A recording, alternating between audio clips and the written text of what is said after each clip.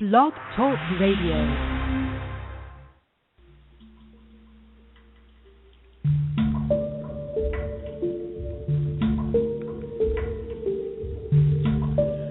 For the next couple of hours, join us as we explore the imagination, the intuition,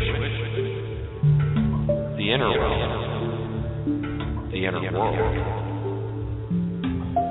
winding our way into our discovery of the fifth dimension. What it is, what it means, how it looks, how it feels. Discovering new, broader perspectives of life as humans on the earthly plane.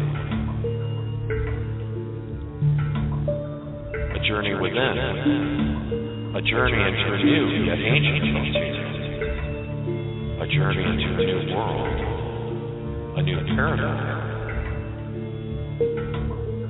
a journey into the heart, a journey into consciousness, the journey of our lifetimes.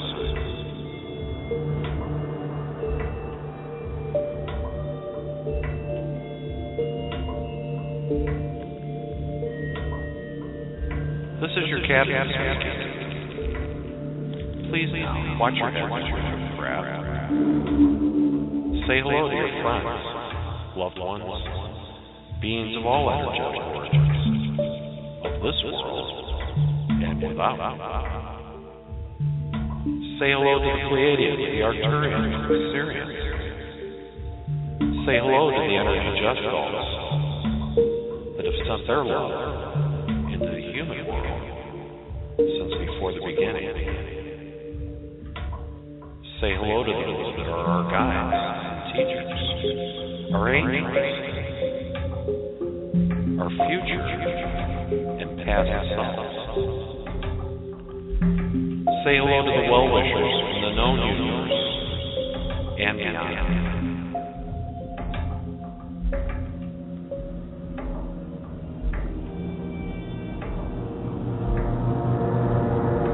Please place your minds and hearts in their most advantageous and comfortable positions. Allow reason to go exist with intuition, with inspiration, and join me in the discovery of more and more of ourselves. I promise you a journey unlike any other. Let us explore together the mystical, the amazing, the magnificent of heart-based living in the fifth dimension. Welcome to the Consciousness Evolution Hour with your host, Philip Mollica. And a fond good evening to all of you. Welcome to Thursday night. I'm Philip Mollica. This is Philip Mollica's Consciousness Evolution Hour. I'm very, very pleased to have on my show tonight my sister, Maria Mollica, who is fresh off her week-long attendance at the Esther Hicks Abraham Land Cruise. And she will be sharing many new insights and stories from the Abraham Band Camp, as I affectionately call it, and it's certain to be very entertaining and enlightening. And we'll also be taking callers' questions, so call in now if you'd like to get a question on, if you want to talk about your experiences with either one of us or both of us. And that phone number, if you'd like to dial in, is area code 347-308-8788. And before I move on to announcements, what I would like to do is ask all of you to just relax, take a deep breath. In this show from week to week, we're going to be covering a wide array of topics. Lots of different subjects that are certain to be compelling, but they're going to require you to use your imagination. Your imagination, your intuition, because you're going to hear things that will contradict seemingly contradict each other. And this is a show where we explore the paradoxes of this new age. So I just ask you to just open up your mind, relax, feel the energy flow through you, and together we'll explore this new frontier. So with that, let's move on to announcements. We'll knock these off. And ladies and gentlemen, we are officially launching our own internet radio network. This is our introduction to the ENlightenment Evolution Network, a network for all things metaphysical. We have the greatest team ever assembled, and much thanks to Rob Goth here, the host of Wednesday night's Enlightenment Evolution Hour at 9 p.m. Eastern. But now we're going to have a show from a different host each evening. So, starting on Monday nights, Daniel Scranton, 9:30 p.m. Eastern Time, 6:30 p.m. Pacific. Daniel Scranton hosting Heart to Heart Talk Radio with Daniel Scranton. Join him and his featured guests as they discuss such topics as the shift, ETs, global events, channeling, energy work, toning and sound healing, manifestation, and all things metaphysical. Each show will open the phone lines to callers, generating high-frequency discussions on anything and everything related to living on planet Earth and beyond. Daniel is a channel, Reiki master, and sound healer. He lives in Ojai, California, with his beautiful wife, Lana. Daniel has been working with a group of beings known as the Creators since the fall of 2010. He also channels Ophelia, a fairy, and the Hathors. And he is now, I don't know if they're different, but he's calling them the 9D Hathors now. And I'll have to ask him about that, if that's a different group or if it's just a new name for them to differentiate. And I also saw one of the channeled postings from Daniel the other day that was from the Archangel Michael, and that was a very interesting channeled message, and so that's very exciting. Daniel continues to spread his wings and just do more and more and more. It's wonderful. He also teaches channeling, holds regular teleclasses, and provides daily channeled messages for free to his email subscribers, Facebook friends, and on YouTube. Daniel pursues his interests in hiking, raw food, and science fiction with as much passion as he channels. You can also find Daniel at danielscranton.com. You can find him on Facebook, and you can find him on YouTube, as well as our own Consciousness Evolution 2.0 Facebook group and the Enlightenment Evolution Network Facebook group as well. Wonderful shows so far, Daniel. Just they have been so enjoyable. Great guests. And the last one, Daniel channeled the Creators and took calls, and it was absolutely terrific. And then Wednesday nights at 9 p.m. Eastern Time, 6 p.m. Pacific, it's he himself and he, Rob Gauthier, creator of the Enlightenment Evolution Network, hosting the show that started it all, the Enlightenment Evolution Hour. A trip through Wednesdays where every first Wednesday of the month he channels Treb, who takes all caller questions. I had the pleasure last week of interviewing Treb for a moment and then moving the calls to him. That was a lot of fun. His guests will include channelers and other metaphysical teachers. Last night he had Roxanne Swainhart. That was a wonderful show. I'm looking forward to hearing it this weekend, but from all accounts it was a great time. The other 2 weeks for Rob is freestyle call-ins to share information and love with whoever wishes to co-create the evening with us. Although it is called the Enlightenment Evolution Hour, we always spend 1.5 or more hours with you. Thursdays, of course, Philip Mollica's Consciousness Evolution Hour. You're listening to it now. And you'll get a great idea of what this show's about by the end of the show. So I won't waste our time going over it now. And then Friday nights, coming soon, the Earth Experience with Kalina Angel. Kalina Angel will be hosting her own upcoming show called The Earth Experience on Friday nights. Dates and details in the works and coming soon. The Earth Experience will explore our soul's expansion through our human experiences on Earth. The first topic explored will be what we can do when the shift hits the fan, navigating and expanding through the exciting confusions that we are manifesting as new 5D beings. And those are the shows we have lined up so far. I know there's other shows in the works.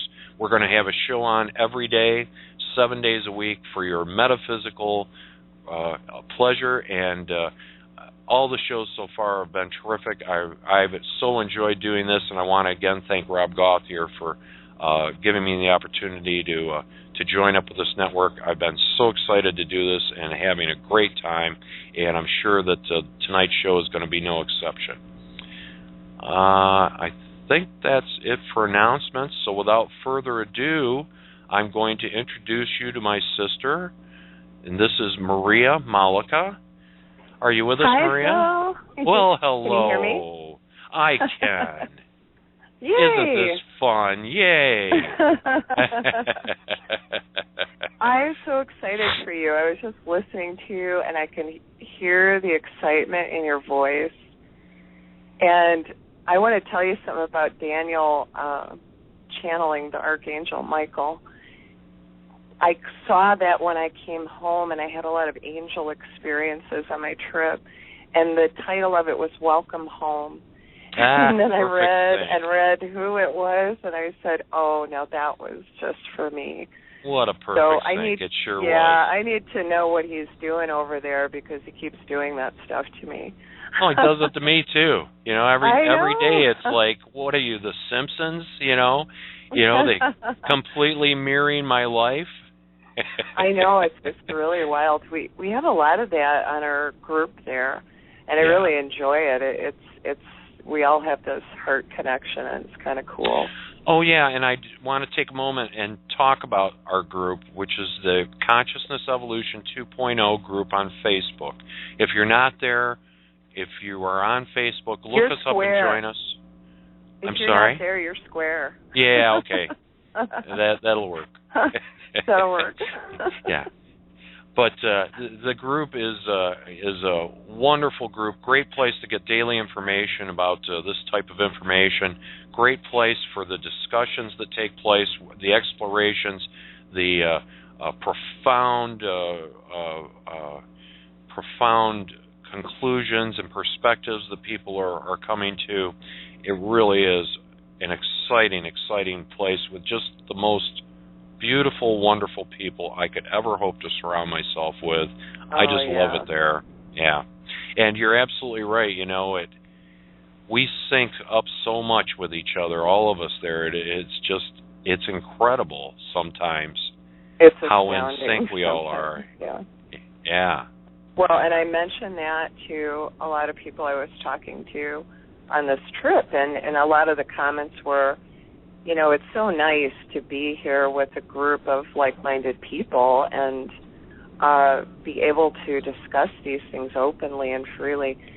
And it was really, the energy there was so incredible. You needed a nap after session, but that's one of the things Abraham suggests, you know, push the reset button. Naps are good, meditation's good. Yeah, that stuff's got to soak in. Yeah, and Esther's a self-proclaimed non-meditator like me. Or at least really? She used to be. I always heard that that they meditated all the time. Well, they did, but in the beginning, her backstory is that she always pictured, hippies and people at the airport asking for money and, walking on nails and things like that. So her initial thoughts about meditation were, this is something that I don't want to do. So right. It was after it was explained to her that it was simply, go to a quiet place, wear comfortable clothes, and concentrate on your breathing, right? And then they started doing it together. Oh, yeah. So, yeah. So that's kind of how I feel about it right now. As a matter of fact, I had an inspiration there for a product or service, if you will. I won't say the name of it because I might actually pursue something with it.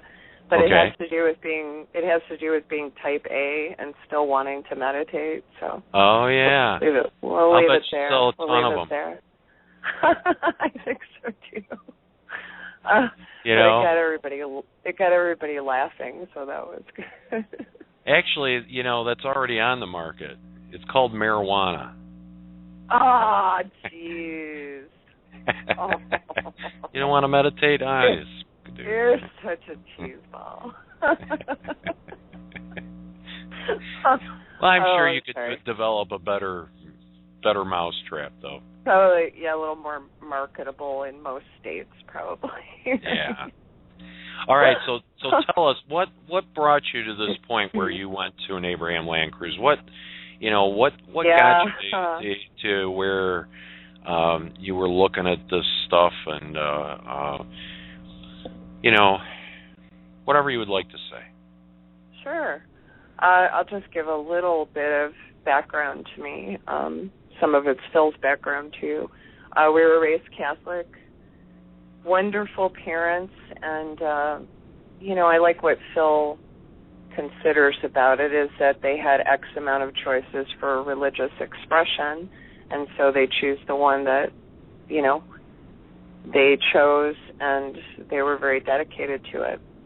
One thing about my folks is beyond the Catholicism, they were both very naturally spiritual people, and they were very, very good people. I mean, I think we were incredibly fortunate to have the folks that we had to raise us because they were really special.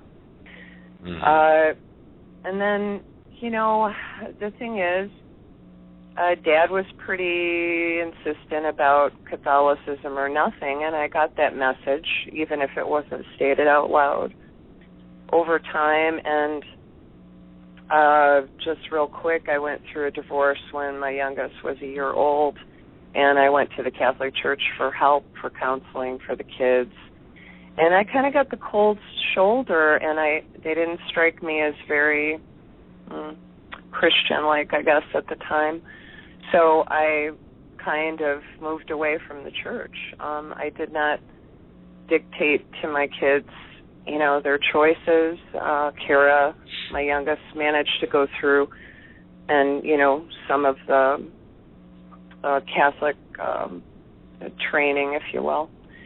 But the other kids did not. And then, so I kind of floundered, like I didn't really have a formal religion for a long time because I didn't feel free, out of respect for my father, to explore other things. But I could not participate in Catholicism. So I kind of just became more spiritual, and, things like helping my brother John, my oldest brother who's passed, plant flowers and paint his house and, drive him out to the store. That seemed more like church to me for a long time. Sure. So I kind of did more, spiritual work than I did any type of formal worshiping for a long time. Well, I think that's because a lot of people were on that train, Yeah. Especially our age, it's been this whole process of the loosening of the grip of the organized religions, and we certainly, being at the tail end of the baby boom, we're certainly part of that. Yeah, and and it was something you didn't really discuss, and even still, you don't really discuss too much that with people in general conversation, right? But so I mean, like me, I had this, this like extraordinary awakening where all of a sudden I became aware of this information, and I was completely astounded by it because it was the first thing that made sense to me. So what that's did you what ended have? up Did you have a light bulb moment? Yes. So I was introduced through Marianne Williamson and her work on the Course in Miracles, or her explanation of it, and then a little bit with Conversations with God, who I believe that's Neil Walsh. And I got that tape from someone, and this was probably about 8-9 years ago, and I started listening to these and reading that book. And I started thinking, wow, I never knew I could even think this way or perceive things like this. And it was really interesting to me. And even then it was freeing in a way, like I could still be very deep and spiritual without having to, subscribe to a formal religion, if you will. Yep. And then a very tragic thing happened in my life about a year and a half ago, and my son Christopher passed away very unexpectedly and kind of tragically. And I'm talking to the guy who, pretty much helped me get through that, and that was definitely on my knees. Yeah, there are things that bring you to your knees. Yeah. Well, it definitely did that, and I still feel effects from it, but certainly not like then. And you saw me the morning after, Phil, so you know what I'm talking about. Yeah. And so Phil and my sister-in-law Joanne came swooping in and kind of saved my life, because that was a really, really challenging time. And our children grew up together, and we're all very close, and it was hard on everybody in the family. Now, isn't it surprising, though, how every single one of us kind of comes to some crossroad or some challenge, and sometimes it's just a point that you reach where you say that there's got to be more to it. Yes. Because what you've been taught to know, what you've been taught to know, and all of the nice little words and all the things that you were taught about how everything is, and you go, you know what, it just can't be. That can't be it. There has to be more to it. Well, that was a very motivating reach for me in those months after he died. Was, okay, he's dead and gone, and my parents are gone, and my brother's gone, and is this where just everybody just goes and that's it? And then one day I go and that's it?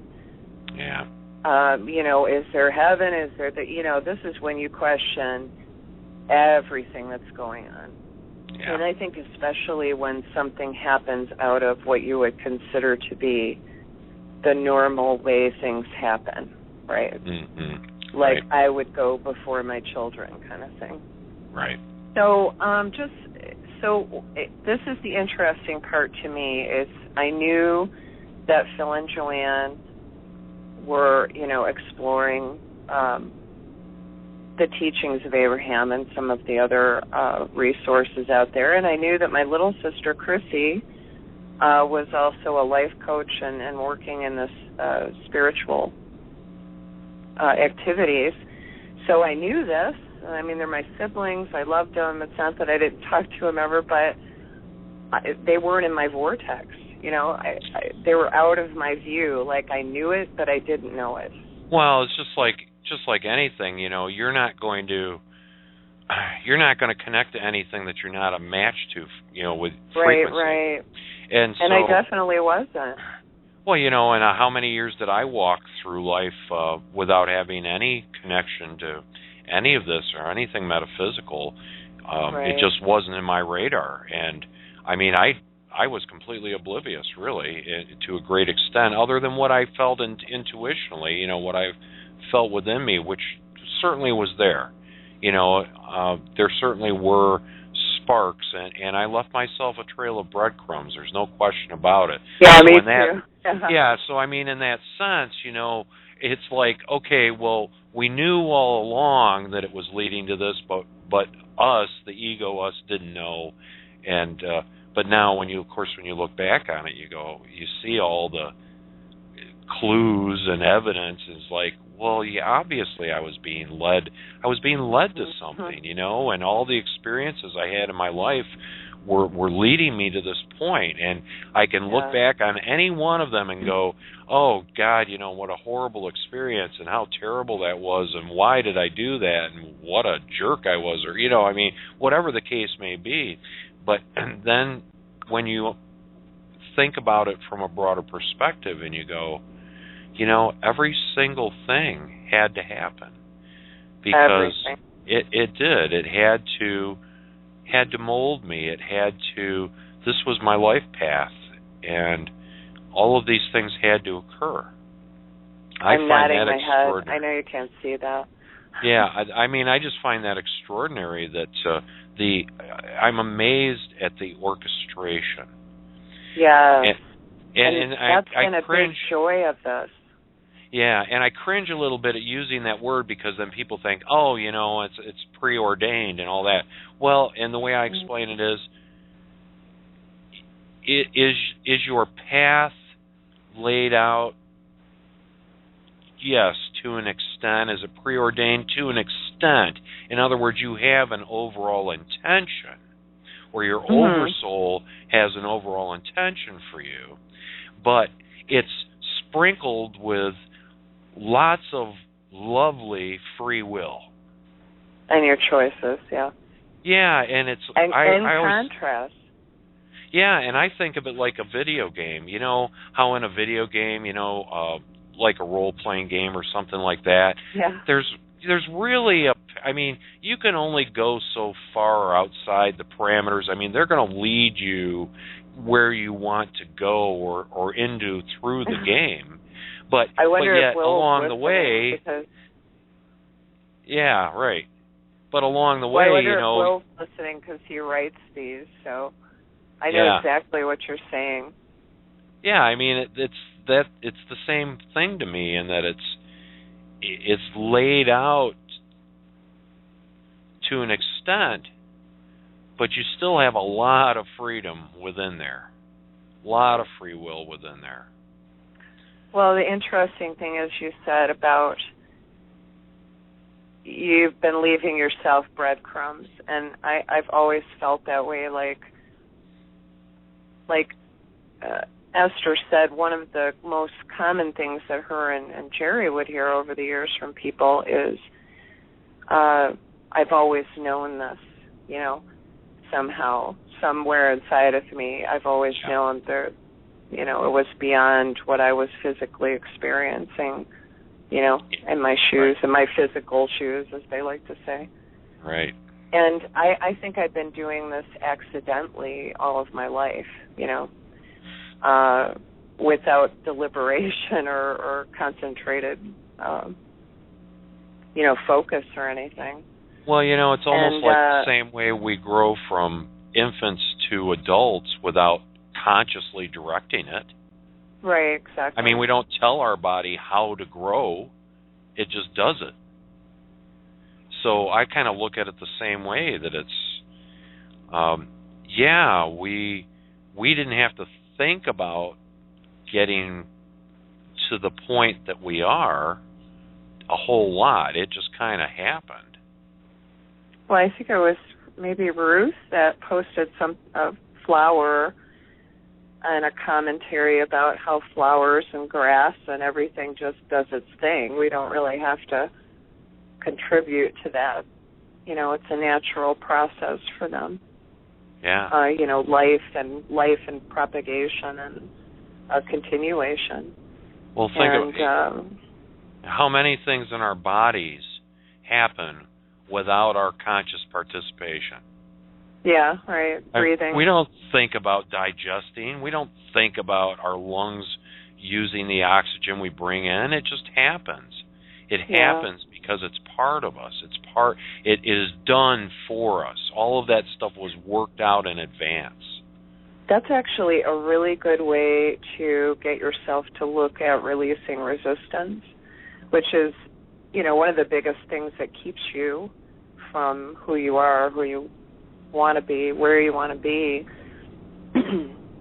And I think that's a great way to look at that, to say, I'll just be my lungs, or I'll just be my brain, or I'll just be my functions, and they're all knowing what to do. I don't have to instruct or direct them at all. That would be a good way to relax into that. Yeah, and that's been a big lesson lately, is getting the hell out of the way. Yeah, and especially for me, and I'm an engineer like you, Phil, and I was probably very skeptical about all of this stuff. In fact, I will say I was skeptical about all of this stuff. It's just because I'm trained that way. Right. So when it hit me, and when I realized, and you actually Phil gave me the same intro CD that his psychologist, right? Yep. Gave you just to listen to, and it was Abraham and Esther talking. And honestly, at first, I had no idea that Esther was channeling. And right. and I listened to it, and I listened to it again and again, and it was so helpful for me getting through that really heavy period of grief and just letting go of the oars. And I just would think that every day, just drop the oars and go with it. Yeah. Because fighting it was hurting, and I've never really done that before this time came. And I'd like to have my son back here physically, yes, but in a way, his transitioning was a miracle in my life. I mean, I was functioning before that. I'd go to work, right. I'd come home, I'd go to work, I'd come home. And it didn't feel like anything was moving or changing, and I wasn't living my dreams. I wasn't even pursuing anything that I used to love. And I found that I dropped, I dropped all these things, and it wasn't until that happened that I woke up. I really, really woke up. Yeah. And said, this is not how I want to live the rest of my life. I don't care if this happens to somebody when they're 30 or 20 or 50 or 70. I mean, if I can live out what's left of my life in some kind of joy and understanding, I mean, that's beautiful. Yeah. And I think you come to a point, too, especially when you reach our age. Hey, you're older than me, so. But you reach a point in your life where you go, you have to decide if you're going to stick around or not, because let's face it, a lot of things are easier at 30 than they are at our age. Yeah, like shoveling 4 feet of snow this winter. Yeah, those kind of things, right. But I mean, overall, you got to, I think everybody, decides all the time. It's like, hey, stick or go. What am I sticking for? And you have to have a good reason to stick. Because after a while, if you don't have a good reason to stick, you go, what the hell? Why the hell am I beating myself over the head here? And, that's just the beginning of a choice to make a transition. And I really do think that particularly as you get to certain points in your life. You're going to say it again, aren't you? No, I'm not. Twice was enough. If I do, it'll be in about 5 minutes. Pull the Monty Python bit. But I just think we reach this point where you have to choose, and if you don't have something good going, then what's the point? And here's the thing about good.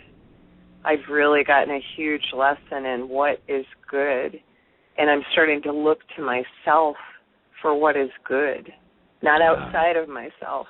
Yeah, right. And the problem is if you're looking for good in material or physical things, I mean, good luck. Because there's always going to be, there's going to be something, some contrast. And, you know what? I bless contrast now. I really do, because it means something to me now. It's not just a pain in my butt.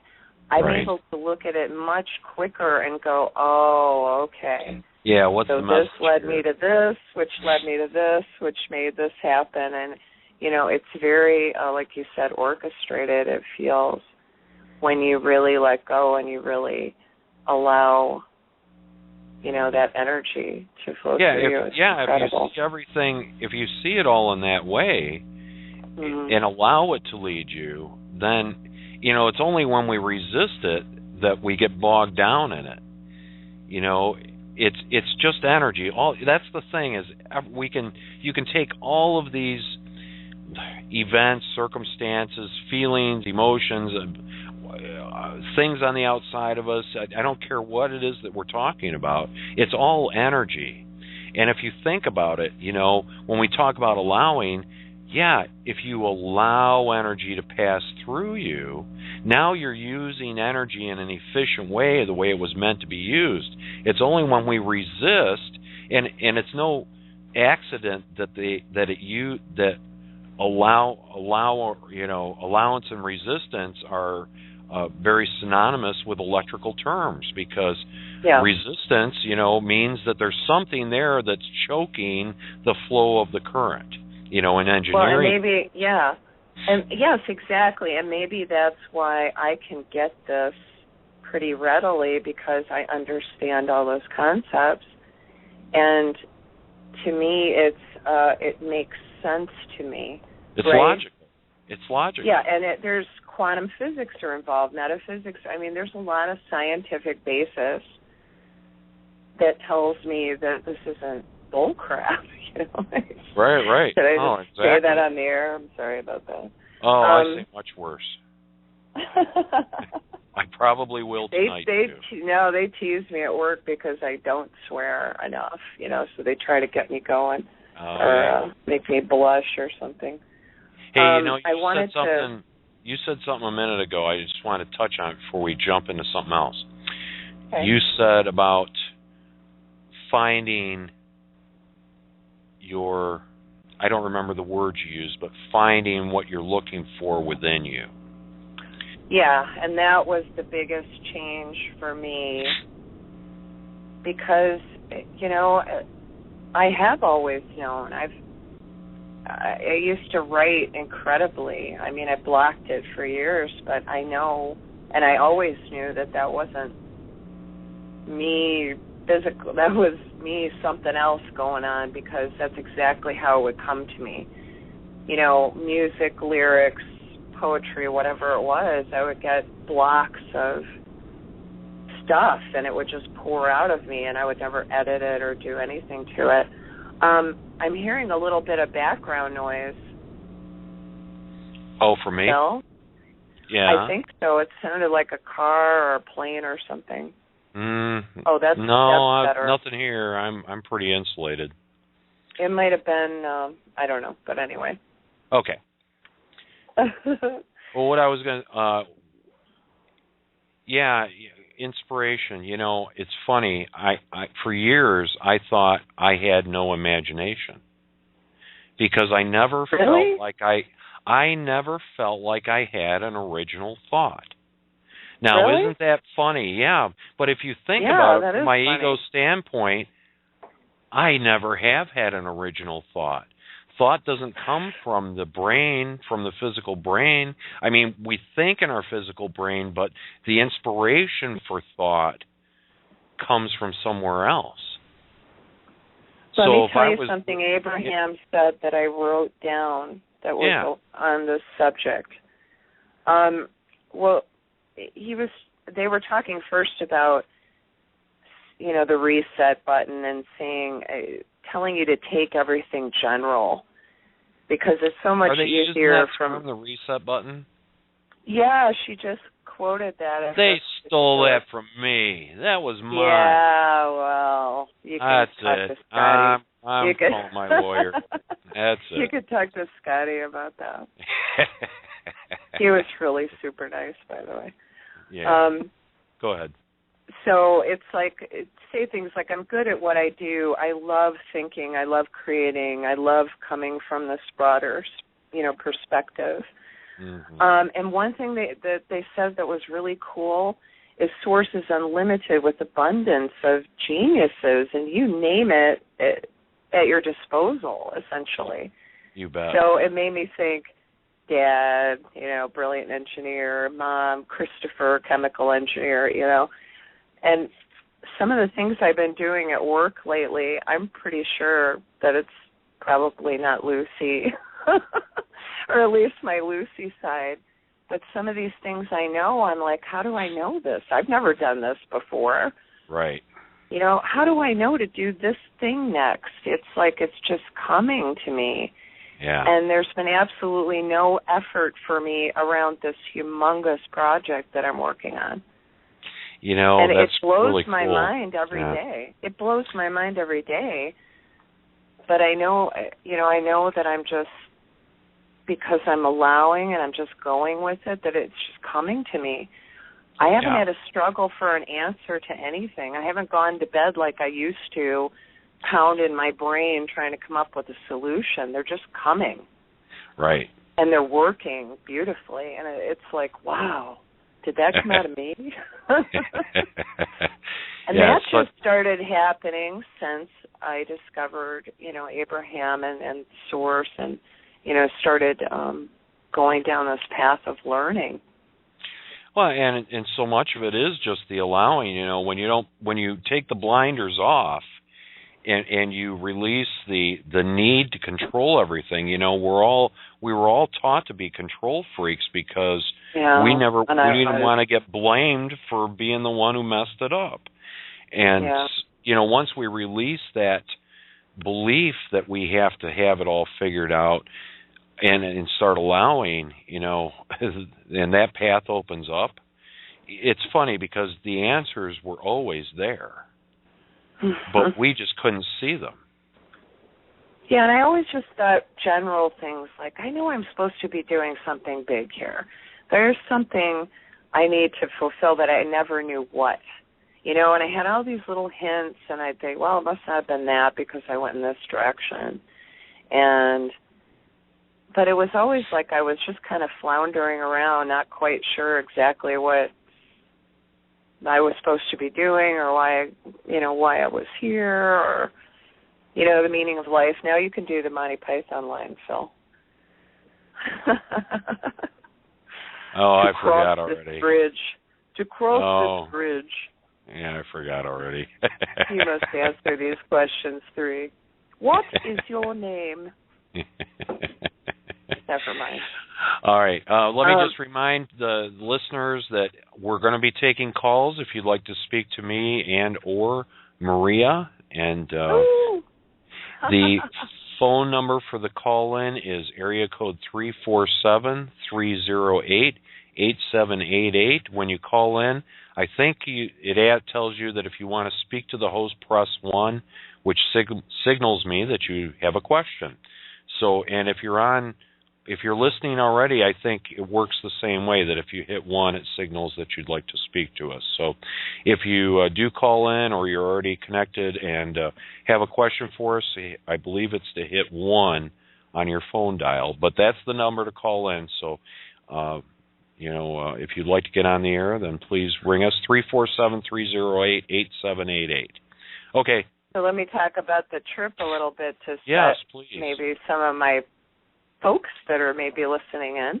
Yeah. So it started out magical, and so even me knowing that this all happened and feeling it, I still feel like somewhat of a dork talking about magic, but it was. I mean, to me, this is magic for me. Yeah. So I'm frantically packing on Thursday night before I leave because that's me, or that's my physical. Because that's the way I roll, man. Because that's the way I roll, man. So I'm frantically packing, and I'm starting to freak out a little bit, and I'm chit-chatting with Anne, our friend Anne, online a little bit. She's trying to calm me down. And I'm like, I'm a little nervous about traveling alone and blah, blah, blah. And she's talking to me, and I accidentally click off in Facebook somewhere, and I've never done this before. And what shows up but the picture of Christopher that I had framed for Kelly, of his reaction to us bringing her home from the hospital. And I had these framed and gave them to her for Christmas, remember? Mm-hmm.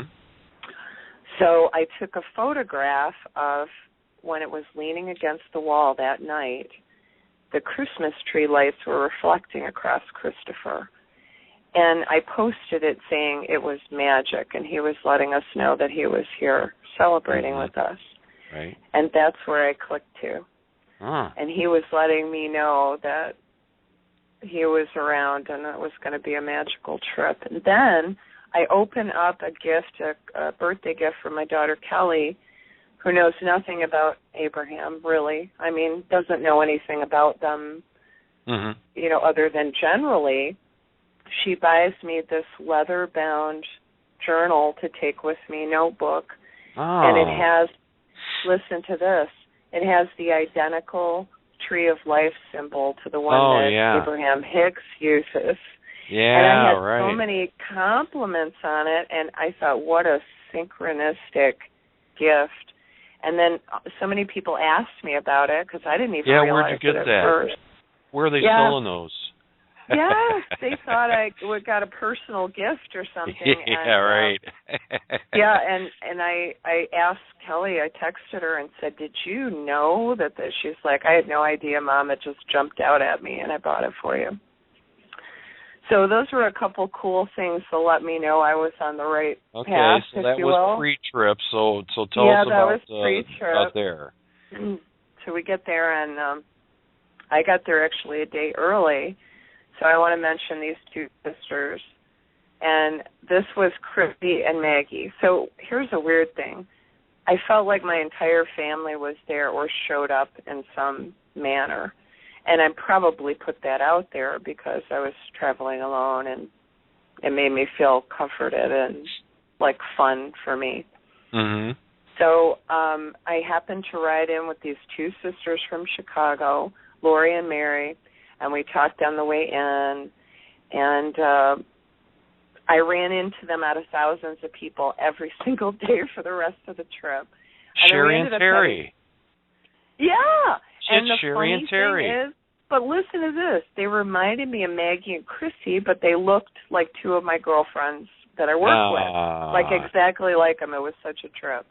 And every day I'd see them and I'd say, sisters, and we'd all and we ended up having dinner on the 2nd, and we had a really nice, like we joked, the 3-hour dinner because it was a little fancier restaurant, and they did it in courses.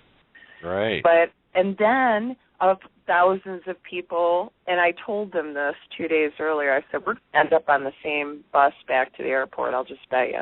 They're like, no way, because there's thousands of people. And sure enough, we were on the same bus and sat right across from each other on the way back. Oh, yeah, okay. So they were with me, like they were with me for the whole trip. It was really interesting. And so then, we've got a bunch of people listening, though, who have never seen Abraham, never been to a Abraham seminar, and even less likely to have been to a cruise or land cruise like you went on. So what's this all about? Yeah, and I didn't realize that normally her workshops are a day or 2 days at the most. So it was really great because it was 5 days of workshops. Wow. And for me, the timing was perfect. So they'd start them at 10. They'd open the doors about 8:30. They'd start them at 10, and then they'd end a little before 1 o'clock. Oh, very nice. Yeah. Yeah, so it was great because you had time to get up, and I'd walk the beach in the morning and then grab something to eat, and then we'd go. Yeah, they used to do the whole day, and it was a long day. Yeah, I mean, it was always fun, but it was a long day. Well, but anyway, go ahead. What struck me, and maybe there were over 1,000 people. I don't have an exact count. Oh, my God. But I guess it was one of the biggest workshops that they've done with everybody there in the same room. Over 1,000 people? Yeah, I think I want to say it was something like 1,200, but I was going to try to find it tonight, but I couldn't find it. So together for this whole week. So you were all there together. Yeah. 1,200 so we you had or one, however many it was. Right. Doing 5 seminars all week long together. And then playing together the rest of the time. Yes, and that was what was so cool about it. Now, the workshops were just the right amount of time, at least for me, and maybe some of my other girlfriends will agree. The energy in this room and it was so intense. It was so intense that you almost needed to end it when it did end, right, every day. And it was nice because then you got a chance to relax, get out in the sun, get some food. They had shows every night. And we had the whole one side of the resort, so it was all our group. So pretty much anyone you ran into was was there for the seminars. And people from all over the world.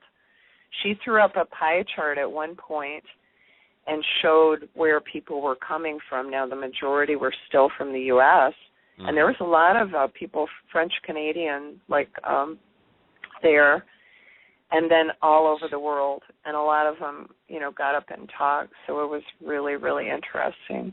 Wow. And we got to meet so many really cool people from all over, from all walks. I mean, other engineers. There were people that were doing spiritual work, full time. Interestingly, I met a full-blown psychologist or psychiatrist that actually did metaphysical psychology, and he incorporates everything, including the meditation, the yoga. It's really fascinating to listen to him. Yeah, we're starting to see a lot more of that. And just an incredible amount of people, and everybody was really happy to be there. And one thing I appreciate about Esther and her crew, they kept the cost of seminars really reasonable, and they don't need to do that. People would pay the price. So I was very impressed that they're not in it to make money. They're in it to talk to people and to get this information out to a lot of people. So I really appreciate that. Oh, they left a gift in our room every day while we were at the seminars. Isn't that wonderful? Yes, I thought that was so sweet, and I'm going to write her and Barbara a nice note about it. But they, we got a beach bag and a hat, a beautiful pen, and a couple other really neat things. And I still have my Abraham pen. Yeah. Yeah. Oh, yeah. I just thought that was a thoughtful thing to do, and it just really nice surprise. It added to the magic. Yes, it did, and the whole week was magic, and I even had some contrast in the form of a little Montezuma's, but even that turned out great, and ran into some real angels around that, and wow. The people were the best part of it to me, but the seminars were amazing. She actually introduced I always say she, they actually introduced a new concept around wobble, and I really, really resonated with that. So they're saying anything that you start, I'm going to be paraphrasing here because I'm just kind of reading from my notes, but like, for example, one lady was up there and she made this statement, I'm on my way to blah, blah, right? And she said, that's a wobble. You've introduced a wobble already because you're keeping yourself in that moment by saying, I'm on my way to, or one day I'll do this, or somewhere down the road I'll have money, or, you name it. And so she's saying that you have to kind of retrain your speaking as well as your thinking to keep, Boy, and do you. And, I was just going to say, I always think of it in terms of, if I think that I have to take a bunch of steps to get where I need to go, all I'm doing is creating time, more time, to allow me to complete the steps that I think I have to make in order to get where I want to go. When really, if I just skipped all the steps and the goals and the detail and just let it unfold for me, I wouldn't have to wait any time at all, because it doesn't need time to go through all of those details that I just created for it. Yeah, and she was saying that anything you introduce in a wobble into your vortex is going to stay wobbly, like that, like step, step, step, step, step. So she's saying what you need to do is affirm in a wobble-free zone, basically. And she said you don't always necessarily want to come back to where you left off. Exactly. People feel like they need to do whatever and then come back to where they left off, and they were saying not necessarily. Is where you left off where you want to be. Yeah. And that was a really good line. There was a lot around that the one day, and I really liked it. Now, here's one that I took pretty good notes on, and I can't even believe I managed to get all this down. But this made me think of Dan and Anne and a couple other people, just Dear from Anne. the way it was said. I know. I just so love listen, Anne. I'm going to quote this. Take the worthiness that is yours and let the fairies of the universe assist you. Oh, and Allison, too.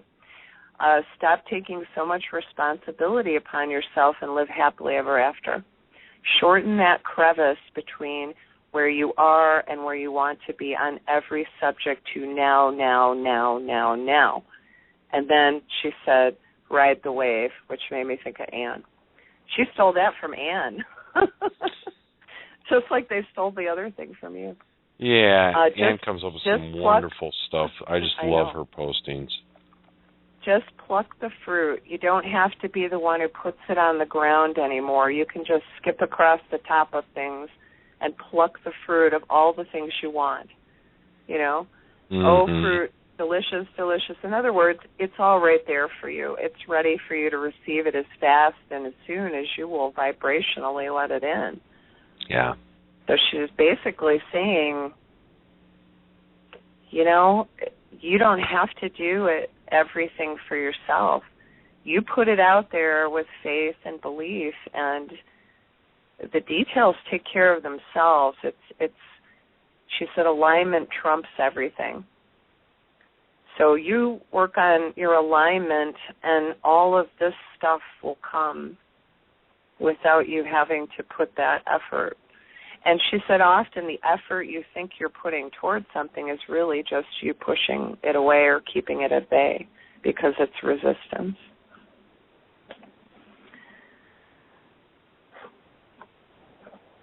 Are you still there? Phil? Hello? Oh, sorry. Oh, okay. I muted my mic and forgot. Sorry. Oh, yes, okay. I am here. All right, good. To get my bearings again. But yeah, it's all this detail. You know, we're trained to be control freaks, and so we think we have to lay out every step of the process. And you know, whatever all of these teachers are telling us, and what I can feel intuitionally is to just let go, of the reins and stop trying to make it work. Stop trying to control everything. Stop trying to see things through. Stop setting goals. I mean, I don't set goals anymore. I just say, I say this is what I want, and then I let it go, you know, and I trust. You trust, you have faith that it's going to come to you. And when you start living like that, all of a sudden your eyes are open, and now when those things are coming to you that are the answers to what you've been asking for, you can see them because you're not so focused on some other way that isn't going to work out, but you think that you have to work it out that way. God, if we just let go of all of that and just let it come to us, we're led perfectly. We're just led perfectly. I just wrote about that just a couple of days ago about this whole business. And what a great discovery to me this has been is, for me, really, the more I let go of the need to control things, the more I let go of having to have things turn out a certain way and just appreciate my moments. I tell people that's why I can sit around smiling like an idiot, because I just trust. I trust and have faith, and I know it's going to work out, and I haven't had to work for anything I've really wanted, because it just falls in my lap. It's right. Unbelievable. Yes, it is unbelievable, but it does work. And one of the things about your Abraham trip, I was going to say, we went on a cruise a few years ago, and one of the things about that trip is that you get an opportunity. You're there with Abraham and Esther, and you're there with all of these people, and the energy is just incredible. And so as a group, you've created this tremendous vortex of energy, and it's literally bringing heaven to earth. So while you're there involved in it, it's like this magical trip where you get a taste of what it feels like to be completely in tune and this master creator. And you go through that and you go back to your life, and you start to take some of it with you, and you say, hey, man, I remember what that feels like. And so there's parts of it that carry over, but it's so wonderful while you're there that you get that practice of that feeling of being that master creator and having the energy flow through you so strongly into anything that you want. And that, to me, is one of the best parts of those types of trips. Yeah, boy. And it was magical. And I remember you telling me about meeting up with Dad on your fishing trip on that cruise. Oh my God, that was just wild. Yeah, and I had very similar experiences in that way, where I was literally running into versions, in my perception, of our family all week long. I walked with Carolyn on the beach one day. It wasn't Carolyn, but it could have been Carolyn from what she said and how she treated me. And this was a complete stranger that I just happened to bump into on a very emotional day on the beach, walking 7 a.m. in the morning. Isn't that something? Sisters. Scotty, who before he even knew I was your sister was chatting and talking and really sweet, and then figured out, I knew you were a Mollica.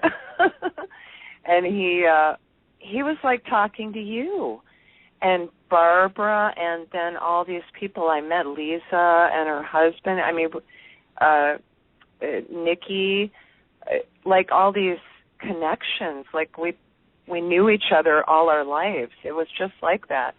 Like you'd have an instant heart connection, and it was incredible. And then it was the biggest thing that struck me about the whole thing was I would just walk out. I would, this was a big trip for me. This was a brave thing for me to do, and I've been kind of hermiting a little bit since Christopher died. Yeah. So this was a big step for me to do this and to go alone. And all week long, I just felt like family. I just felt welcomed, and that every turn, at literally every turn, I would run into somebody who would share love with me in some way. And it was amazing to me, including some of the staff there. There was the one girl I talked to nearly every day, and she was very smart, very educated, and I was encouraging her, and she sat and talked to me for a long time. It was like talking to my daughter, Kel. Yeah. And I saw everybody there, and I told Kara I saw a little Mexican Kara, but she was such Kara's personality. So it was like that for me. It's like everywhere I turned, I ran into somebody that represented love and family and comfort to me, and it was amazing I think that way. I think I told you a number of times before you went that you were going to be with family. Because and that's exactly how it felt. Now, I kind of wondered, did I have that in my, did I have that in my vortex because I had heard you say that, or is one of the things is that there are families of consciousness, and Esther or Abraham is probably an Ilda like me, who travels and spreads information and gathers information. That's kind of the family. But I can tell you that after having gone through that, and I have a lot more to say about Abraham, but right now I'll say that after having done that, I realized that Abraham is with me always. And I'm not talking about Esther. I'm talking about that energy gestalt that is Abraham. Right. That energy, I can just turn my head just a tiny little bit, and that energy is right there with me. So do you remember one of my questions about are these different energies related, or do they have personalities like we do? Remember, that was one of my questions I thought about asking. It got answered. Somebody else had a very similar line and question. And it was very interesting what they said about that. I was kind of on tap. So consciousness projects their intent, and then other consciousness join. So it is kind of like families and like sets of intent. So, you're drawn to Seth is a little different than Theo, is a little different than Abraham, is a little different than Ophelia. You know what I'm saying? Yep. So I thought that was a very interesting response to that, because I was curious about it and why some people resonate more with some teachers than others, So that was cool. I did and that's interesting. I was going to say it's interesting, some people get really bent with Abraham because, for lots of different reasons. Esther's, making a lot of money off it, yada, yada, yada, or whatever, whatever their issue is. Or they don't go far enough. Abraham doesn't go far enough. They don't talk in depth enough. All right, well, that's all fine and dandy. You can take that perspective. But what I came to realize is that, the service they did for me was they provided me a format. They provided me the service of reflecting that energy that had been within me all along, but reflecting it back to me. And you'll find with all of the channelers, really, all they're really doing is reflecting back to us the information that we're asking for. Yes, exactly. So in that sense, I appreciate Esther doing that for Abraham for so many people. Where it goes off the road for a lot of people is and I won't overgeneralize here, and I don't want to offend anybody in any way, but that some of the Abraham people treat the whole proceeding like the Savior or God thing, where Esther Abraham is this, is the Savior and the only one, and the only one who knows what's going on, or the following. People fall into that business with all of them, But Abraham, they said, Esther herself stood on stage and said that that's not the case, that they're a consciousness bringing these teachings to people who want to listen and want to understand and want to feel. And there's different teachers with different aspects and different intent that other people resonate with. I'm open-minded.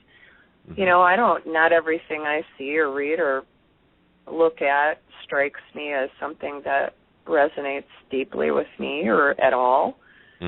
But I don't judge anybody else's approach because everything leads to the same, you know. Well, and the other side of that coin is that it's just like anything in that you can use their service to reflect that energy back to you, but once you realize that the energy exists within you, you can access that energy yourself without having the reflection. Well, now, the that's the other reflection thing can I be like a nice about service. them. Yeah. Well, that's one thing I like about them is they push it right back out to everybody who is in that audience. You know, this is you. You know, you all are doing this. So we have nothing to do with this. You're coming up, you're bringing up these things, these questions, these wonders, and we're passing you information as best we can, and you're taking it, you know. Just because we were there and it was magical, and yes, there were a whole bunch of people there that made it that way because of the mass consciousness that was happening, all of these people individually were having these energies within themselves at one level or another. And even some low energy people I could feel there, I could feel them move up as the week went on. Yeah. And hey, do you want to take some calls here in a minute? Oh, yeah. That'd be fun. Okay. We'll just yak away all evening, you know. Right. You know, I'm still kind of new on this dashboard, and I can see the callers, but I'm not sure if they have a question or not. But it looks like, I guess if there's a little question mark next to them, that must mean that they have a question. What do you think? I don't know, but well, I would venture to guess. So, all right, well, let's take a caller that potentially has a question. Okay. All right. Or maybe just wants to say hi. And that's or maybe just wants to say hi. Okay. This is, we're talking to the 360 area code. Who do we have on the line with us? It's your baby sis, Christy. Oh, hey. Hey, Christy. Hi, honey. Hi. Hi. I'm just really enjoying everything you guys are both talking about, and it just warms my heart. I'm smiling and laughing. Aww. It just really gets you're me biased, my heart. You know. I just feel like Phil and I have been just like blah, blah, blah, blah, you know, so it's fun. I'm having a lot of fun. And it's just so refreshing to hear different perspectives and the way you guys have come to where you are right now that I've never heard before. And Aww. And sharing that is just wonderful. You've never heard us talk on a radio show before. No, not that either. Well, it sure is nice that you're listening, and I'm glad it's meaningful. It is. I love you, honey. I'll give you all the gory details. I'll call you over the weekend, too. Oh, yeah. Better. I'm so glad you're able to listen. That's right. You're earlier out there, so it wasn't so bad. That's cool. Yes. I kind of do have a question. Okay. Okay. So I'm not sure how to put this out. Let me think for a minute. When you think about all that's come to you right up until now, did you ever think in your wildest dreams you would be where you are now? Are you talking to me or Phil? Either one of you or both of you. Go ahead, Phil. No, I couldn't have imagined this. Not in any way, shape, or form.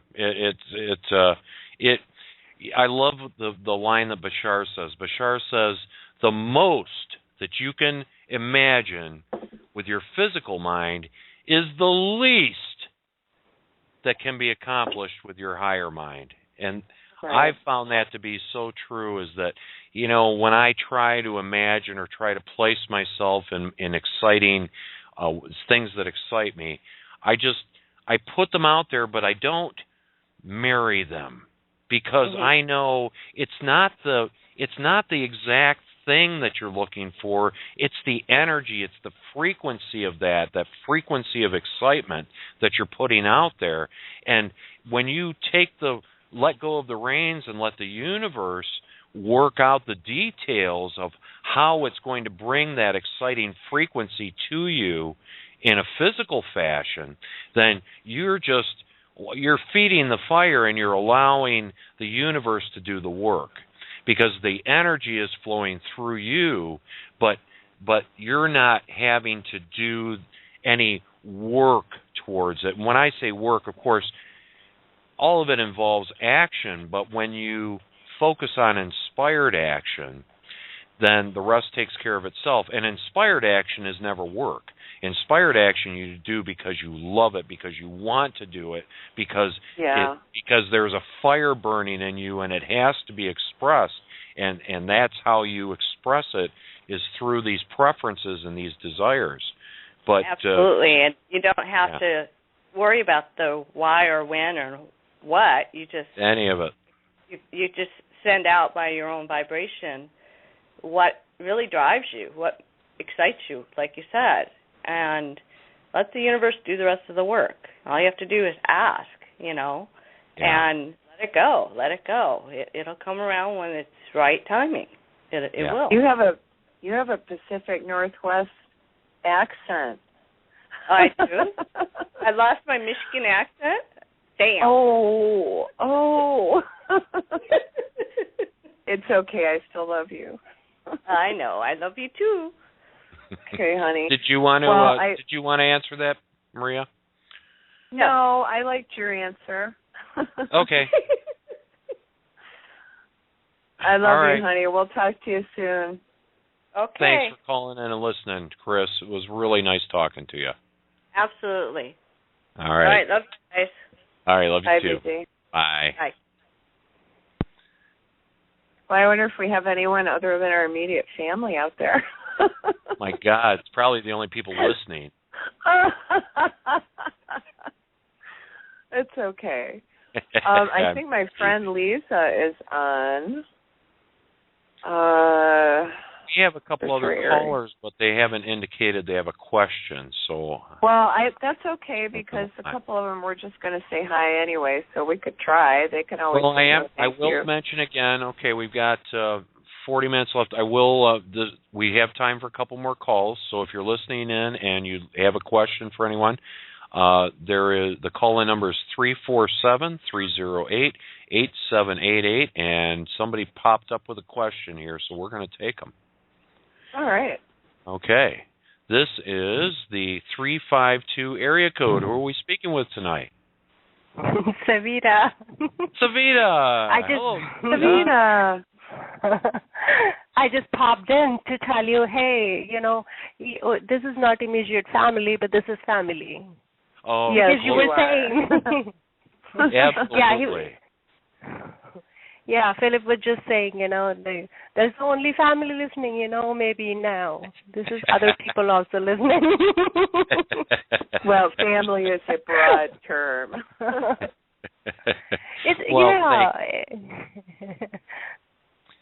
So, Savita, what's going on tonight? How are you doing? Oh, I'm doing so great.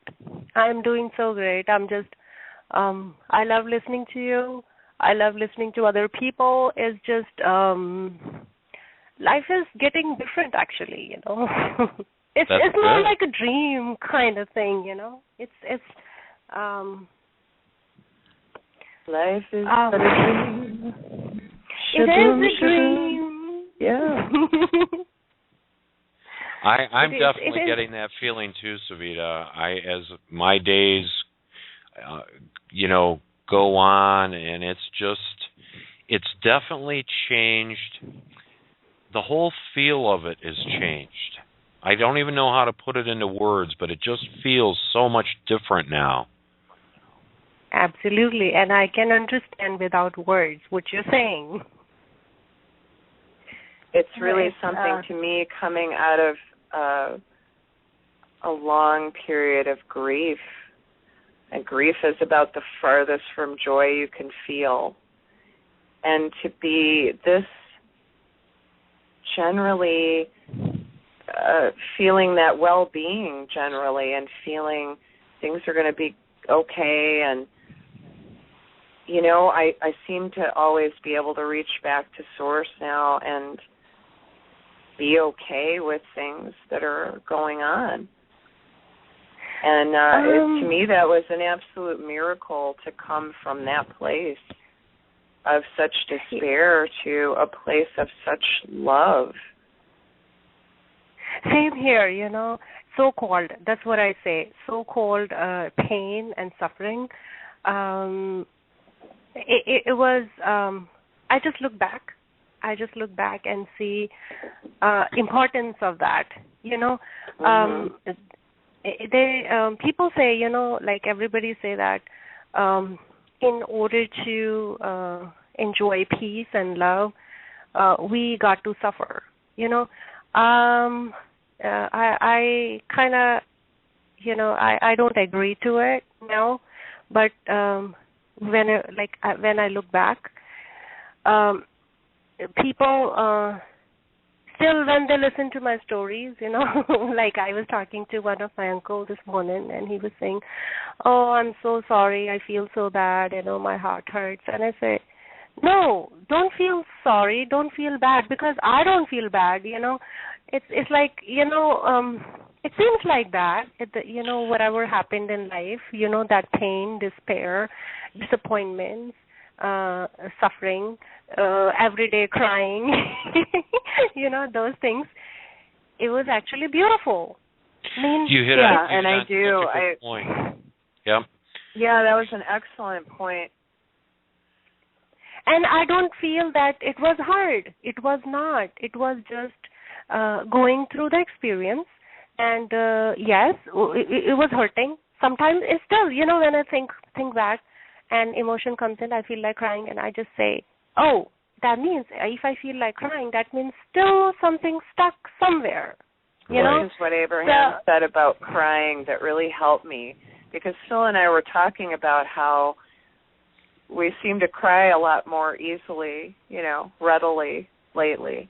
And not tears of sadness necessarily, but just we get teary, you know. I totally understand that, you know, and I'm crying, and I just the difference, you know, the tear of pain still there. That when the tear of pain comes in, then that emotions comes in, then I think, that means something stuck there, you know. But like yesterday, I was looking a picture on the Facebook, and the picture was a little guy. Little guy was, you know, playing violin at the death of his teacher, and I just looked at the picture and I started crying. And the something, you know, wise person which always in there in me says, you are crying, means I could feel those emotions. Yeah. You know, listen to what Abraham said. Abraham said, quote, "Crying is releasing resistance every time." Yeah. And the way I look at it that really helped me deal with all of it is I always look at it like we are here to be tasters of emotion. That's why we're here. So when the emotions come, if we let go of the need to label them as positive or negative and don't judge ourselves. You know, so many people, they feel bad and then they judge themselves for feeling bad, which then makes them feel even worse. And if you would just not judge those emotions and feelings as they come through and allow them, that's expansion. That's discovering more of who we are when you can feel something, because really that's why we came here. We came here to feel life. Everything. I know. You put it in such a beautiful word, you know. And the contrast of it is what we're looking for, because, you know, every time you experience contrast, no matter how great or small, you launch another rocket of desire out there. And as long as you stay in the place where, you know, you're not pushing against it, it's allowing. I've never been able to do it consistently. There is a reason. Always a reason, you know. When recently, it was such a beautiful thing. I was going through so-called, the divorce thing, and it's so difficult, especially, in Indian people, when it is deep-rooted thing that divorce is not allowed, like you just marry once. I mean, it's not a thing. So it was such a difficult, very difficult decision to take. And that taught me, I'm on air and I understand so many people listening, maybe will be listening. I mean, that's why I want to give that message to everybody. So in that painful time when I knew, I could feel my energy was so low, I used to cry every day. I used to kind of think, am I taking the right decision? Or how children are going to take, how my family going to take, and blah, blah, blah, blah, blah, tons of things, And such a beautiful thing is, had a session with Treb. And my higher self, my guide, the entity connects to me, came in through Treb and Rob, and he asked questions to me, why I'm not able to let go, and that session was so healing. That session was just like, that gave me such a tremendous healing that, oh my God, we are never alone, It's just experience, in that time of pain and despair, my friends from other side came in aid to console me, to give me light, to be with me directly. Such a beautiful, beautiful thing. And we all humans, we think that we are alone. We are never alone. Right, exactly. We are never alone. You do thanks feel for alone. sharing that with us, Savita. I appreciate that. Yes, and you do feel alone in those times. And that's. I'm so glad that you were able to do that and get through that time. And I think you come out of those times with a more open heart and a more expanded heart. Yes, it's a beautiful thing. Life is just, it's just, you take one day at a time, you just observe it, and you bless it, and you let go. Yeah. Perfect. It's a simple thing, just, it's an experience. I know. I'm so glad that you called in, and thank you so much for sharing that with us. That was very sweet. Yes, thanks, Savita. And I'm so glad to hear, Savita, that you're on the upswing, and that's wonderful for you. And we do have another caller, and I just wanted to mention we have someone who's been holding. Yes. Oh, but I wanted to let you know, Savita, really appreciate your call, and so pleased that you joined us on air tonight. Thank you, dear. We'll talk so to you much. soon. Yes, thank you. Bye. We'll talk to you next time. Okay. Bye. Bye. Okay. Yeah, I think we've got time for one, maybe two more calls. So here's one. This is the 602 area code. Who are we speaking with tonight? Hi, it's dear Ann. Ann! Hello, Ann. Yay! Hi, Phil. Hi, Maria. Hello. Hi, this is one of our favorite ladies. She's a wonder. She is a wonder. You're welcome. How are you tonight, sweetie?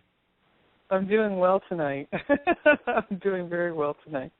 Good. I think you guys had a lot to do with it.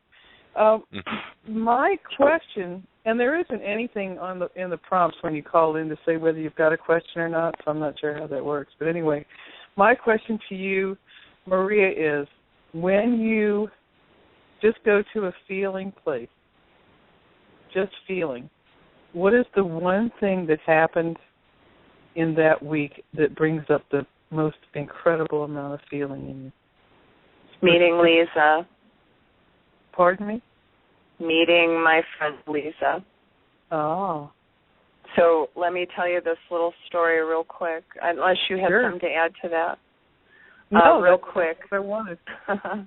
And I have to give creds to Nikki, too, because we also had an incredible heart connection. But on my birthday, on Thursday, I was having a very emotional day, and we came out on break from the seminars, and Lisa was sitting there, and I sat down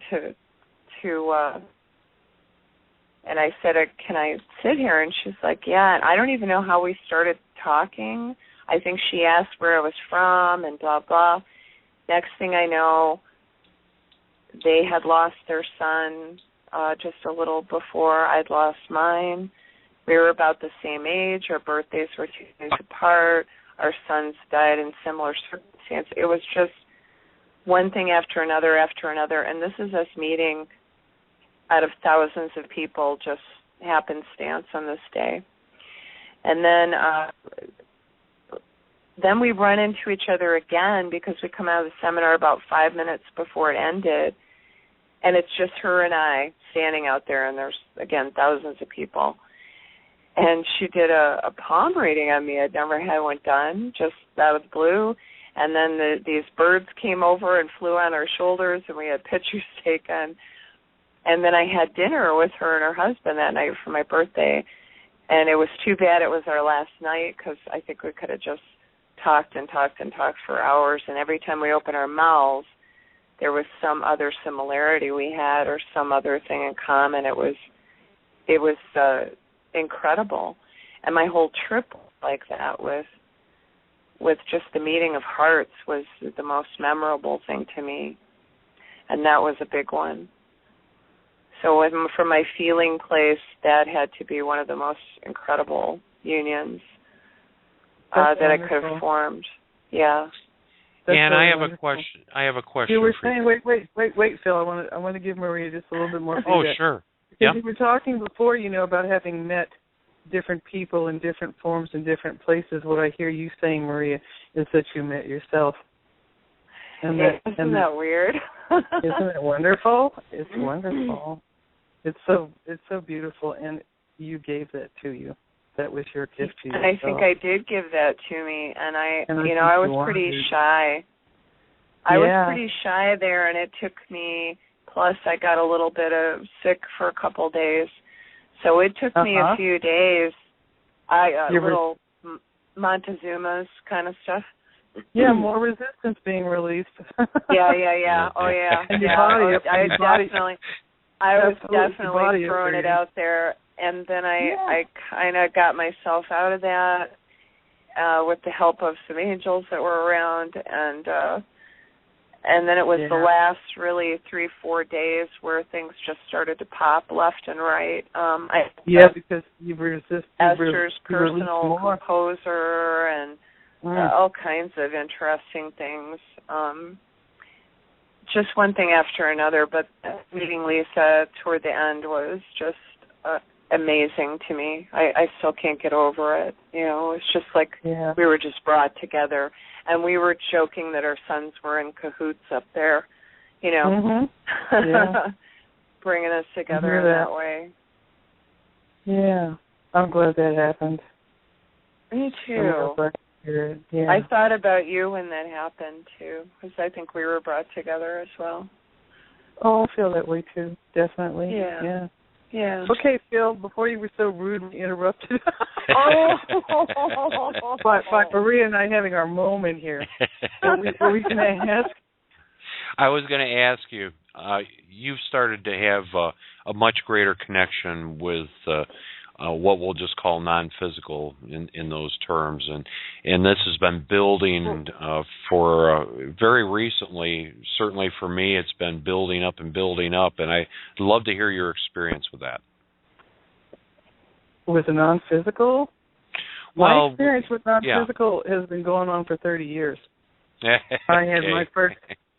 It started 30 years ago. My first real intense experience happened during a retreat when I learned kind of sort of how to channel, and which slowly evolved into me being deeply connected to my inner being, higher self, however people want to put that. Right. And then My husband passed away recently, and immediately became part of the crowd that I work with on the inner, and how lovely. Immediately. And the crowd on the inner is a couple of other versions of myself, a Pleiadian brother who I share an oversoul with, and my source self, and now my husband is part of the crowd. And it's not new, but this experience with him is decidedly new, to be, because what I am is usually called clairaudient, and I can hear, and I can sense, and so I can hear. My brain will translate the energy from others into, words, and so it's a real interesting experience to be deep in grief and being comforted by the person I'm grieving for at the same time. Speaking How to my extraordinary! Heart. That's Yeah, absolutely it really extraordinary. Is extraordinary, and it is extraordinary and very, very unique, very amazing, extremely. I was when you're talking about crying being releasing resistance, I was writing online saying, well, I guess I tend to do much better in the evening, so I'm in a really good place right now. The mornings and a lot of the daytime are very rough for me. Oh yeah. Still, because it's only been it's been a little bit under 5 months. But, yeah. What am I That's saying? funny that you say that, Anne, because with me it was evenings and bedtime were hard, and the mornings were better. That's because you're working. I'm not working. Oh, well, that probably is. Working. I was distracted. Yeah, good point. Yeah, I don't have any Go ahead, distractions. honey. It's a really intensive experience. And it is changing me in that I've been walked through just a tremendous amount of experiences of things that were very, very frightening to me and still are. But the process that's happened since he translated is one of me being deeply, deeply, deeply educated, trained, walked through a ton of fear so that it's losing its power, and I am seeing more and more of what we're talking about here on the show and on the group. And while I can't put it into specifics like very clearly, I've just seen fears and a lot of things that were actually unconscious come completely to the surface instantly. And wow. Now we walk through every single one of them, and my perception is changing. I understand. I understood you perfectly.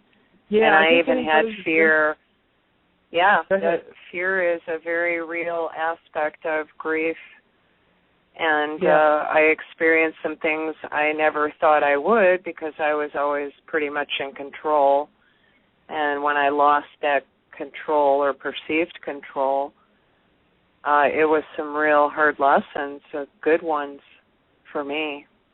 Yeah, for me it's switching a lot of sense of security to me and to my inner to my soul, and to me personally, and becoming much more integrated in all that. I think that, and the integration, and that's what's really, really been extraordinary. And those things that came through Allison at the same time, around the time that he passed. For the integration of our spirits, our souls, into our bodies, which means they're being brought into the physical reality that we are, dreaming up right now. It has become just so vitally important, and it has altered my experience. I wrote today, I think it was, about having seen a light ship driving home from Costco. Oh yeah. And it was like it was really felt kind of just normal, and I don't remember ever seeing a light ship before. And I'm pretty sure it was a light ship, but what really has happened was from contact from within and contact with others, in the group, I tuned into them and said, well, what are you looking at? And they said, we're watching you. And what I felt was, oh, boy, would we like to be you. Isn't that something? Oh, boy, would we like to have these experiences that you humans are having, and I have no idea who they are. I haven't asked them that much. But what I got was a sense of, and I had heard it or read it or something somewhere else, was that the human show is a real big deal to the rest of the universes and to all the other dimensions. The human show. The human show, not because they're entertained by it, because they'd love to be able to do it. Yeah. And they offered not me specifically, but just the human race. Anybody who wants to trade with us, let us know. What a great observation. We're the brave ones, right? We're here doing this stuff and having these experiences. Yeah, right. And since there's only so much space here, they're waiting their turns. So, but they did offer, if somebody just wants to switch bodies, let us know. I thought that was fun. That is fun. I love that. I'm so glad you called. I'm not up for it right now, huh? Oh yeah. I'm so glad that you called and said hello and told us stuff. I like your stuff. Well, there'll be more. I'm glad you like the stuff. It's a very, very good to talk to you. You sound exactly like I expected you to, and your laughter is actually melodious. It's a very beautiful laugh. Well, thank you. That's really sweet. It's got a crystal quality to it. Okay. Aww. Anyway. Oh, that was so thank nice. you for calling in, Anne. Love talking to you. Sure. Love Take you. care. See you tomorrow. Thanks for the magic. Oh, no problem. Bye-bye. Bye. Bye, baby. All right. Isn't that sweet? Well, I'll tell you, folks, that's Anne's in our Consciousness Evolution 2.0 group on Facebook, and I've known Anne for a few years now. And we have such wonderful interactions there every day, and I highly recommend to you, if you're enjoying this and you're enjoying exploration, you're enjoying talking about far-reaching things, exploration of this type, come and join us there. It's an amazing group, amazing posts every day. It's almost impossible to keep up with because we get so many perspectives from so many different people. And there's so many talented people. And there's so many my God, yes, yeah, heartfelt people. And what I love about it is, again, we resonate with what we resonate with, but I just love seeing everyone's perspectives on these subjects. And to me, being kind of an intellectual, it's fascinating to me. I don't have to adhere or not adhere to anything that doesn't, sit with me or feel good to me, but I sure as heck love to look at so many approaches, so many ideas, so much information, so many people with, coming from all different aspects and coming together and respecting each other. We all respect each other. We can talk about anything. No subject or question is off grid. And it's just really cool to have a place where you can go and feel like you're at home and nothing you're going to say is going to be judged or, I went through my whole life not talking about any of these kinds of experiences, even my childhood, because it was frowned upon, It was kind of like, you might not want to share that with grandma or whatever, right? Yeah. But it was kind of like that. So you learn over time, don't talk about this stuff. Don't explore this kind of thing. And it's such a freedom to me to be able to express and seeing that others are allowed to express. And I can't. I wish I had all the time in the world to really get deep into everybody's thoughts and their poetry and songs, and there's so much out there. There's so many people that have their path to this feeling, and it brings me a lot of joy to see that. Yeah, and really, it is seeing people really coming into their own, you know, and of course that's my intention with all of this, is to provide a platform and a perspective from which people can come and find themselves, really, because everything is within us. Everything is, all this information, all of this exploration, this is all within us. And as we come into our own and we discover more of who we are and become more of that person that we came here to be, you know, I see people who just, you know, when people start down the path, they light up like this spotlight, you know, and you can just see and feel the energy pulsing through them as they're coming to these new conclusions about themselves. And it's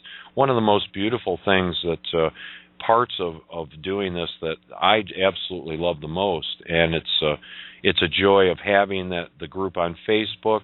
You know, I have the local meetup groups, so I get to see people face to face. And those are fun. I love those. Yeah. So what I got at this conference was 50,000 times one of your meetups, right? Yeah. So what I felt there, I just felt, for 5-6 days straight there, which was really something, Right. Very exhausting, but very exhilarating at the same time. Yeah. Do we have anybody waiting online? We do not, but we're actually about 12 minutes to the end of the show, great. So I'm going to just make a few more announcements, and then we'll close up for the night. I'm going to leave you on the line, so if you have anything extraordinary that you got to say, just pop in here. But or you just want to say hi. Yeah. Well, I was actually referring to you. Oh, me? Oh. Yeah, well. if you have anything that comes into mind, just jump in here. But I'm going to just mention a few things. So, of course, we've talked about the Consciousness Evolution 2.0 group on Facebook. Please come and join us there. We'd love to have you come and join this extraordinary group of people. We're not selling anything. We're not trying to bring anybody into any particular perspective. We're holding the energy for a perspective. We're holding the energy for this information, and we're allowing people to use it as they would like to find more and discover more of their own selves. So that's the Facebook group. I also have 2 local meetup groups here in Clarkston, Michigan, near Detroit. So if you're in the area, find us on Meetup. It's called Consciousness Evolution on meetup.com. And I also have a YouTube channel by my name, Philip Mollica, 1 L in Philip, 2 L's in Mollica. And I have lots of videos up there where I've read some sessions from from a couple of the books, and continue to add playlists and videos to that. And then also we will have this show archived up there in a couple, 3 days. This show will also be archived here on Blog Talk Radio immediately after the end of the show, so you can listen to it any time at your leisure. And Maria is also on the Consciousness Evolution group with us, so please look up Maria online as well on the Facebook pages. And and I'll just real quick, I'm going to run through the shows that are coming up. Next Monday is our next scheduled show, and that will be Daniel Scranton and Heart to Heart Talk Radio with Daniel Scranton. That's Monday night at 9:30 p.m. Eastern Time, 6:30 p.m. Pacific Time. I am not sure who Daniel is, if he's having a guest next week or if he's going to be channeling himself. Daniel hasn't let me know yet. We got to meet Lana last week. That was fun. Yes, that was very nice. Yep. They are very cute together. Yes, they are. They certainly are. And you can find Daniel at danielscranton.com, and also on Facebook. You can find him in our group or the Enlightenment Evolution Network group on Facebook as well. And then Wednesday night, Rob Gauthier will be back. Rob. Let me see. Yep, Rob and Treb and Ardif. And I don't know. There might be freeform next week or freestyle. There will be taking phone calls and discussions. So that's next Wednesday night at 9 p.m. Eastern, 6 p.m. Pacific time. And, of course, I will be back next week. I'm not sure what I'm doing yet next week. I haven't decided yet if I'm going to have a guest on, or maybe we'll do some Seth stuff, which would be fun. I've been kind of getting an itch to do like a Seth, a whole thing, maybe a whole show on some Seth material. And, of course, that's one of my greatest excitements. So that might just be in the works for next week. So stay tuned. You can find us again on Facebook, and I will be posting information about that in the Consciousness Evolution group. So join us there and keep an eye on that. And then I guess that's it for now. Of course, and then Kalina Angel is going to be doing a Friday night show, the Earth Experience on Friday nights. That'll be coming. Dates and details are in the works. So that's all the announcements I have. Maria, I want to thank you so much for joining us tonight. It has been an absolute pleasure having you on and discussing it. Did you have any closing thoughts about Abraham that you wanted to add before we go off? I feel very blessed that I was able to attend this. So many things came out of it that I can't even begin to express on this show. Well, you'll be absorbing 2 hours. It for months. Yeah, right. I am, and that's the thing. I said, did I get anything across that really moved me? And I'm not sure that I did, but I can't really verbalize what I experienced there. I just know that I just feel a lot of love and a lot of inspiration, and I Did you have one takeaway that immediately, you got back and you said, oh, man, this is something that I picked up over the last week, and this is something that I can do right now, right today in my life that maybe is different than what you were doing before? Anything like that? Yes. Yeah. The biggest thing for me was my fears keeping me apart from my life. And I really learned a lesson this week with a little help from Contrast about being able to comfort myself, number one.